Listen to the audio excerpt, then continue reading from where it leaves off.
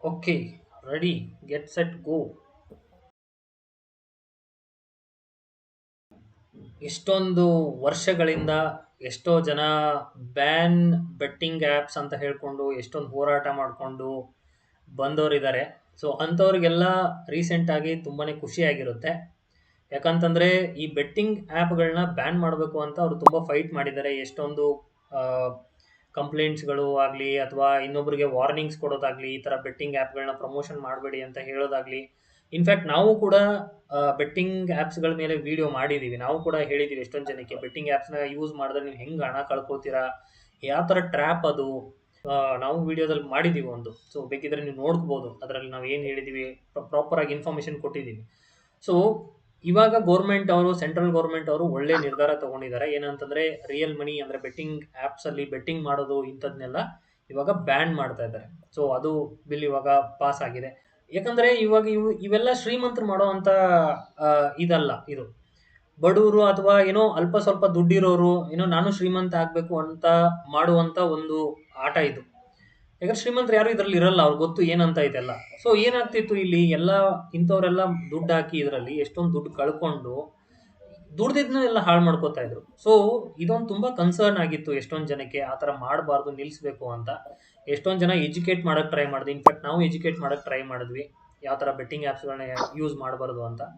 So ನಮಗೂ ಸೇರಿ ಎಷ್ಟೊಂದು ಜನಕ್ಕೆ ಇವಾಗ ಅದು ಖುಷಿ ಆಗಿದೆ. ಸೊ ಗೌರ್ಮೆಂಟ್ ಅದನ್ನು ಬಿಲ್ ಇವಾಗ ಪಾಸ್ ಮಾಡಿದೆ. ಸೊ ಇದ್ರ ಬಗ್ಗೆ ನಿಮ್ಗೆ ಏನು ಅನಿಸ್ತಾ ಇದೆ, ನೀವು ಏನು ಹೇಳಕ್ಕೆ ಇಷ್ಟಪಡ್ತೀರಾ ಇದ್ರ ಬಗ್ಗೆ ಆಗಿದ್ರೆ? Dream11, My11 ಸರ್ಕಲ್ ಇವೆಲ್ಲ ಅಫಿಷಿಯಲ್, ಅಂದ್ರೆ ಗೌರ್ಮೆಂಟ್ ಕಡೆಯಿಂದಾನೇ official registered gaming apps, betting apps. ಅದ್ ಬಿಟ್ಟು ಕೆಲವೊಂದಿದಾವೆ ಇಲ್ಲೀಗಲ್, ಏನೋ ಫ್ಲೈಟ್ ಆರ್ಸೋದಂತೆ, ಕಾಯಿನ್ ಮೇಲೆ ಕಲರ್ ಮೇಲೆ ಕಾಸು ಹಾಕೋದಂತೆ, ಆಮೇಲೆ ಆನ್ಲೈನ್ ರಮ್ಮಿ ಆಡ್ಸೋದಂತೆ, ಆಮೇಲೆ ಆನ್ಲೈನ್ ಕೆಸಿನೋ. ಇದೆಲ್ಲ ಬೇರೆ ಕಂಟ್ರಿಲಿ ಕೂತ್ಕೊಂಡು ಇಲ್ಲೀಗಲ್ ಆಗಿ ಇವೆಲ್ಲ ಪ್ಲೇಸ್ಟೋರ್ ಅಲ್ಲೂ ಅಪ್ಲಿಕೇಶನ್ ಸಿಗಲ್ಲ ಈಗ ಇಂಡಿಯಾದಲ್ಲಿ. ಈಗ ಯಾರಾದ್ರೂ ಈಗ ಸೋಷಿಯಲ್ ಮೀಡಿಯಾ ಇನ್ಫ್ಲೂಯೆನ್ಸರ್ಸ್ ಇರ್ತಾರಲ್ಲ, ದೊಡ್ಡ ದೊಡ್ಡ ಇನ್ಫ್ಲೂಯೆನ್ಸರ್ಸ್, ಅವ್ರ ಕೈಲಿ ಇನ್ಫ್ಲೂಯೆನ್ಸ್ ಮಾಡಿಸ್ತಾರೆ ದುಡ್ಡು ಕೊಟ್ಬಿಟ್ಟು. ಅವರು ಲಿಂಕ್ಗಳು ಶೇರ್ ಮಾಡ್ತಾರೆ ಅವ್ರ ಇನ್ಸ್ಟಾಗ್ರಾಮ್ ಸ್ಟೋರೀಸ್ ಎಲ್ಲೋ ಅಲ್ಲಿ ಇಲ್ಲಿ. ಸೊ ಅದರಿಂದ ಲಾಗಿನ್ ಆಗಿ ಅವ್ರು ಪ್ಲೇ ಮಾಡೋದು ಗೇಮ್ಸ್.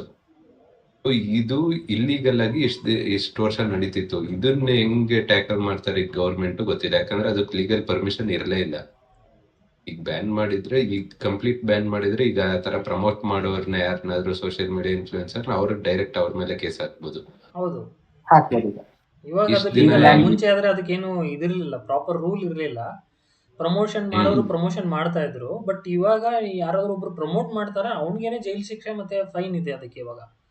ಸೊ ಎಲ್ಲೂ ನೀವು ಪ್ರಮೋಟ್ ಮಾಡಂಗಿಲ್ಲ. ಪ್ರಮೋಟ್ ಮಾಡೋದನ್ನ ಏನೋ ಸಿಗಾಕೊಂಡ್ರೆ ಮುಗೀತು ಅವನ ಕತೆ, ಅವ್ನ ಹಾಕೊಂಡು ರುಬ್ತಾರೆ ಅಷ್ಟೇನೆ. ಅಲ್ಲ, ಅದಕ್ಕೂ ಒಂದು ಲೂಪ್ ಹೋಲ್ ಇಟ್ಕೊಂಡಿದ್ದಾರೆ. ನಾನು ತುಂಬಾ ಜನ ನೋಡಿದೀನಿ. ಓಕೆ, ಒಂದ್ ಎಕ್ಸಾಂಪಲ್ ಕೊಟ್ಬಿಡ್ತೀನಿ. ತುಂಬಾ ಜನ ಕೇಳಿರ್ತೀರ 1x ಬೆಟ್ಟರ್. ಓಕೆ, ಅವ್ರು ಏನ್ ಮಾಡ್ತಾರೆ ಗೊತ್ತಾ, ಅವ್ರ ಪ್ರಮೋಷನ್ ಟೆಕ್ನಿಕ್ ಇಂಡಿಯಾದಿಂದ ಸೆಲೆಬ್ರಿಟಿ ತಗೊಳ್ಳೋದಿಲ್ಲ. ಓಕೆ, ಹೊರಗಡೆನೆ ತಗೋತಾರೆ ಅವ್ರ, ಮತ್ತೆ ಅಡ್ವರ್ಟೈಸ್ಮೆಂಟ್ ಪುಷ್ ಮಾಡ್ತಾರೆ ತುಂಬಾ ಕಡೆ ನಾನು ನೋಡಿದ್ದೀನಿ.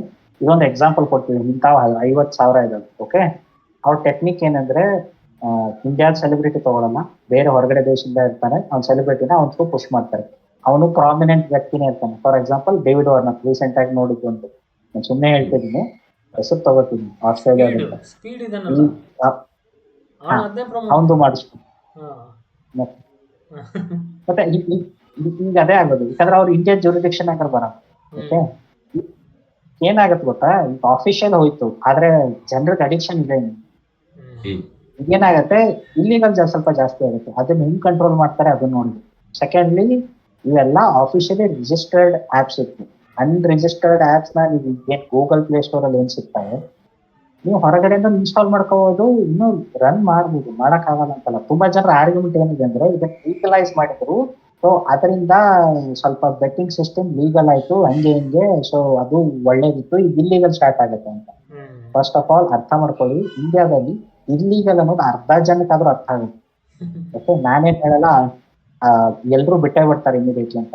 ಆದ್ರೆ ಈಗಿರೋ 100% ಜನ ಇದ್ರು ಅಂದ್ರೆ ದುಡ್ಡು ಇನ್ವೆಸ್ಟ್ಮೆಂಟ್ ಮಾಡೋದಿದ್ರೆ 80% ಮಾಡಕ್ ಹೋಗಲ್ಲ ಇಲ್ಲೀಗಲ್ ಅಂತ.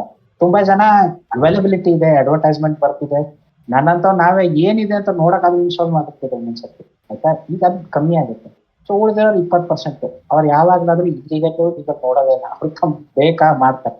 ಓಕೆ, ಆದ್ರೆ ಒಂದ್ ಲೆವೆಲ್ಗೆ ಜನರು ದುಡ್ಡು ಏನ್ ಹೋಗ್ತೈತಲ್ಲ ಅದು ಸ್ವಲ್ಪ ಕಮ್ಮಿ ಆಗುತ್ತೆ, ಹಾಳು ಮಾಡ್ಕೊಳ್ಳೋದು ಕಮ್ಮಿ ಆಗುತ್ತೆ. ಇದು ನನ್ನ ಒಪಿನಿಯನ್. ತುಂಬಾ ಜನ ಹಾರಾಡ್ತಿದ್ದಾರೆ, ಲೀಗಲ್ ಇತ್ತು ಹಂಗಿತ್ತು, ಇಲ್ಲಿಗಲ್ ಸ್ಟಾರ್ಟ್ ಆಗುತ್ತೆ, ಹಂಗಾಗತ್ತೆ ಹಿಂಗಾಗುತ್ತೆ ಅಂತ. ಈಗ ನೀವು ಲೀಗಲ್ ಆಗಿ ಕಳಿಸ್ಬೇಕಂದ್ರೆ UPI ಮಾಡ್ಲೇಬೇಕು. ಈಗೆಲ್ಲ ಕ್ಯಾಶ್ ಮೇಲೆ ಬೆಟ್ಟಿಂಗ್ 2000 ತರ ಕ್ಯಾಶ್ ಮೇಲೆ ಬೆಟ್ಟಿಂಗ್ ಆಗಲ್ಲ, ಆಯ್ತಾ.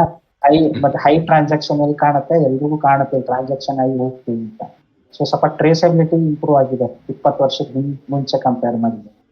ಸೊ ಸ್ವಲ್ಪ ಟ್ರ್ಯಾಕ್ ಮಾಡಿ, ಯಾರಾದ್ರೂ ಇಲ್ಲಿಗಲ್ ನಡೆಸ್ತಿದ್ರೆ ಸ್ವಲ್ಪ ಟ್ರ್ಯಾಕ್ ಮಾಡ್ಬೋದು ಮುಂಚೆಗಿಂತ ಜಾಸ್ತಿ.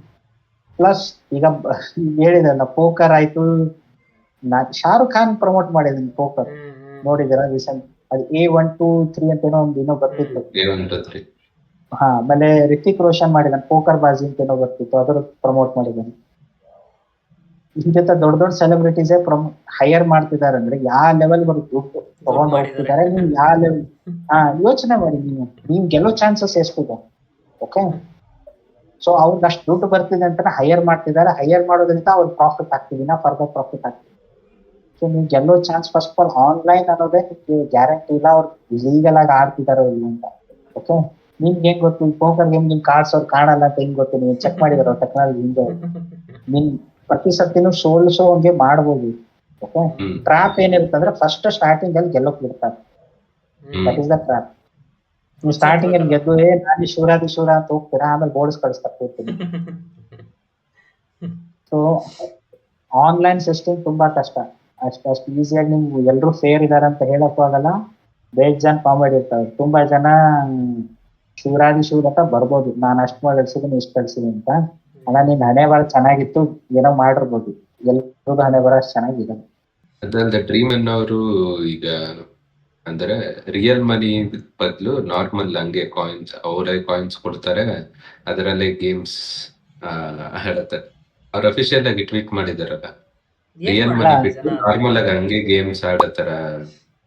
ಅಲ್ಲ, ಅದಕ್ಕೂ ಒಂದು ಲೂಪ್ ಹೋಲ್ ಕೊಡ್ತಾರೆ. ಹೆಂಗ್ ಗೊತ್ತಾ, ಆ ಕಾಯಿನ್ಸ್ ತಗೊಳ್ಳೋನಿ ಬೈ ಮಾಡ್ಬೋದು ರಿಯಲ್ ದುಡ್ಡು ಕೊಟ್ಟು.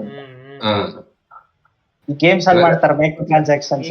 ಖಾಲಿ ಆಯ್ತು ಅಂತಂದ್ರೆ ನೀನು ಇಷ್ಟು ಕಾಯಿನ್ ಗೆ 20 ರೂಪಾಯಿ ಅಂದ್ರೆ ನೀನ್ ಅದನ್ನ ಪರ್ಚೇಸ್ ಮಾಡ್ಬೇಕು, ಆಮೇಲೆ ಆ ಕಾಯಿನ್ಸ್ ಅಲ್ಲೇ ಆಡ್ ಆಗುತ್ತೆ. ಈ ತರ ಇಲ್ಲ ಅಂದ್ರೆ ಹೆಂಗ್ ಮಾಡ್ತಾರೆ ಅಂದ್ರೆ ಕಾಯಿನ್ಸ್ ವಿತ್ಡ್ರಾ ಮಾಡ್ಕೊಳಕ್ಕೆ ಏನಾದ್ರು ಐಟಮ್ ಪರ್ಚೇಸ್ ಮಾಡು, ಇ ಕಾಮರ್ಸ್ ತರ ಲಿಂಕ್ ಮಾಡ್ಕೊಂಡ್ಬಿಡ್ತಾರೆ, ಅದರಲ್ಲಿ ಇ ಕಾಮರ್ಸ್ ತರ ಲಿಂಕ್ ಮಾಡಿಸ್ತಾರೆ. ಆದ್ರೆ ಸದ್ಯಕ್ಕೆ ಏನಿದೆ ಗೊತ್ತಾ, ಇದರ against dream Elon already supreme ಕೋರ್ಟಿಗೆ ಹೋಗಿದೆ.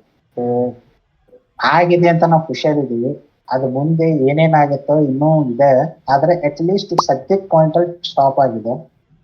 ಸೊ ತುಂಬಾ ಜನರಿಗೆ ಅಟ್ ಲೀಸ್ಟ್ ಸ್ವಲ್ಪ ರಿಲೀಫ್ ಸಿಕ್ಕಿದೆ. ನೋಡೋಣ ಮುಂದಿನ ಕತೆ ಏನಾಗುತ್ತೆ, ಮುಂದಿನ IPL ಹೊತ್ತು ಗೊತ್ತಾಗುತ್ತೆ. ಎಸ್ಪೆಷಲಿ ಕಿತ್ತಾಡಿ ಕಿರಣ್ ಅವ್ರಿಗೆ ಖುಷಿಯಾಗಿರುತ್ತೆ. ದೊಡ್ಡ ಹೋರಾಟಗಾರರು, ಅವ್ರಿಗೆ ದೊಡ್ಡ ಜಯ ಸಿಕ್ಕಿದೆ ಈಗ.